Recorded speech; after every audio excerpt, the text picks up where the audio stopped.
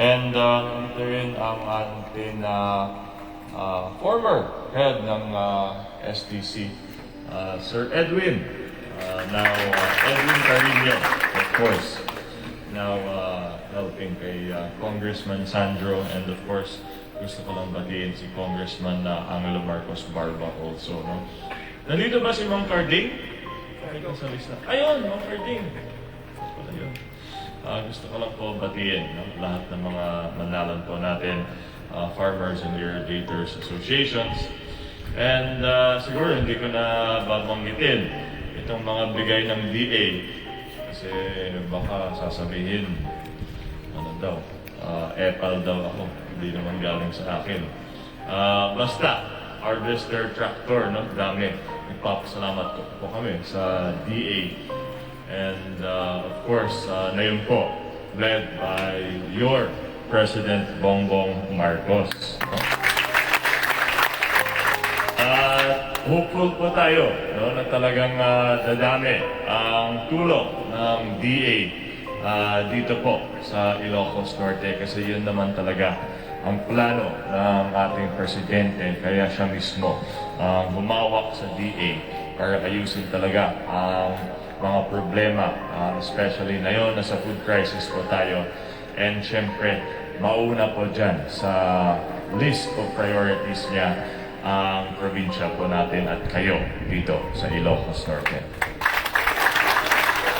Magbibigay rin po kami ng 20,000 fingerlings for 20 recipients, and itong fuel subsidy po natin na 1,000 pesos. Pero rest assured, kung kailangan nyo po ng fuel subsidy or transportation, pwede kami magdagdag, okay?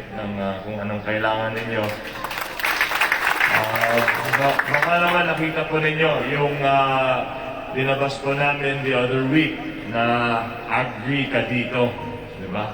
Na may hotline na kami, kahit anong kailangan po ninyo, no? Especially pagdating dito sa agri, mga manalon, mga mangingisda, mga livestock growers, kahit anong kailangan po ninyo, pre-planting, no? Kung conditioner, fertilizer, inputs, mga seeds, no? Kahit anong kailangan, pwede kayo mag-request at kami na lang po ang bibigay, including equipment and machinery, warehousing, transportation, at marketing. Kasi in touch na rin po kami sa DA National, kay Yusek Christine Evangelista, tumutulong po siya sa pagbenta ng ani po natin. And ang gusto po natin, kumbaga, aggregate, no? Isama lahat ng ani po natin para isang benta na mas mataas ang presyo.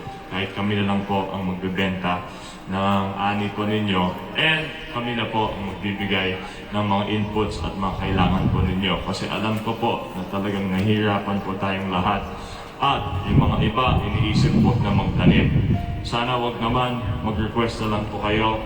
Kami na po bahala sa mga inputs po ninyo. Basta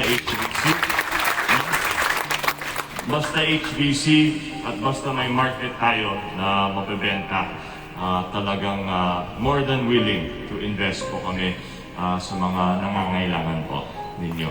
Okay, so let's continue, no? Itong rich history ng agriculture po sa probinsya po natin. Kilala naman tayo, no, sa buong bansa bilang quality producer, no, ng iba't ibang crops. So let us know lang kung anong kailangan po ninyo. Rest assured, nandito po ako bilang gobernador po ninyo. Kahit tumataas ang presyo ng lahat, kahit bagsak ang presyo ng palay, we will find a way. Basta mag-shift po tayo sa mga HBC, no?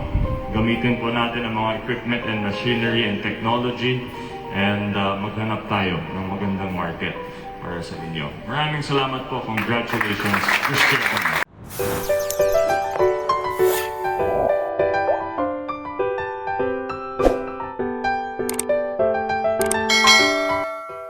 What's up mga karuba? This again your konyo boy Apong Glen Reverend English Ilocano Aglalaok, and today papakita ko po sa inyo ang rockstar dito sa Ilocos Norte, ang aming governor na si Governor Matthew Marcos Manotok and si Sandro Marcos, yung mga lately lang na lang ginagawa. So ang aming governor, hindi lang po siya busy noon, hanggang ngayon pa naman, busy pa naman siya hanggang ngayon. Oo.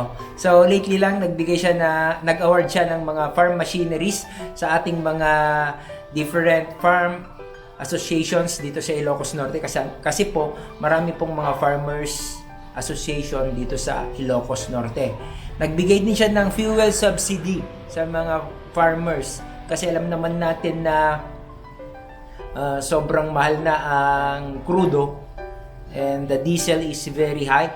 So nagbigay din siya ng mga subsidy of fuel para mga vouchers, ganyan. So pagpupunta sila sa mga designated or yung mga napiling mga gasolinahan, papakita lang nila yung voucher, mga ano ba yan, 100 less 100 pesos or less 200 pesos, less 300 pesos, ganyan na mga crudo sa mga farmers natin. May ganyan po na programa si Governor Matthew para po sa ating mga farmers at saka sa mga fishermen. Yes. Di ba yung mga fishermen gumagamit sila ng bangka, meron din silang gasoline voucher or subsidy of fuel voucher. At saka nagbigay din si Gov ng mga fingerlings ng mga fish fingerlings sa mga fishermen. Ayan. And ito naman ipapakita ko sa inyo yung about kay Congressman Sandro Marcos. It's all about in his first day or the first 2 days of his office, nagpasa agad siya ng 10 bills. So, ano ba talaga ang gusto niyang legacy as a lawmaker? So, ayan. How do you want to be known as a lawmaker?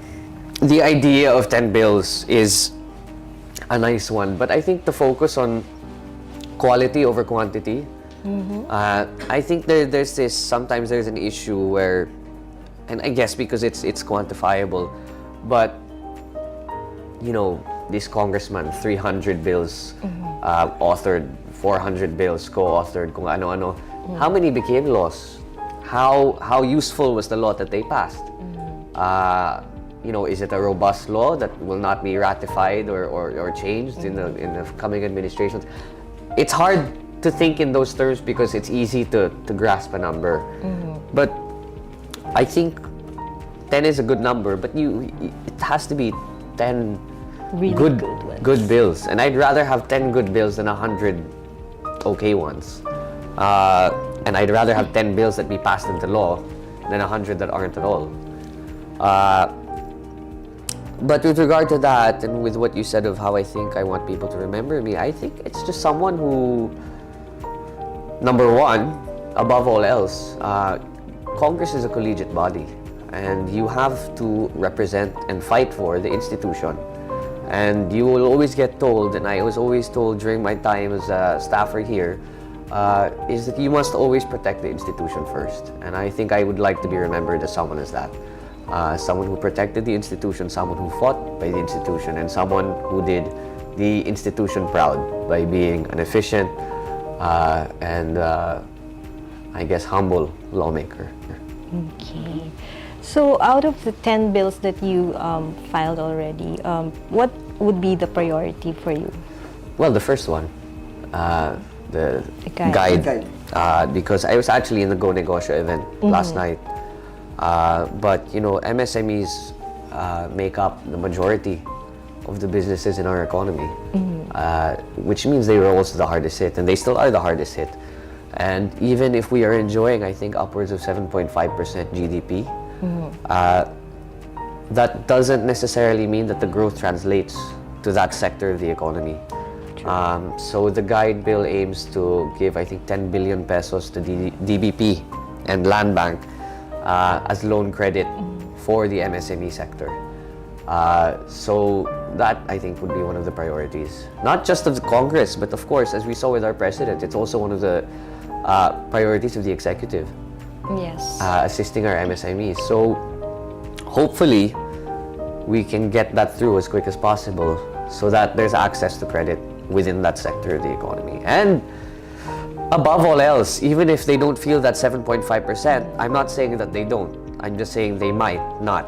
I need to study it further. But even if they do, that 10 billion multiplies into jobs, into work, into innovation that sometimes can't be quantified by an amount. So it's important to support that sector of the economy. So to answer your question, that would be one of the priorities.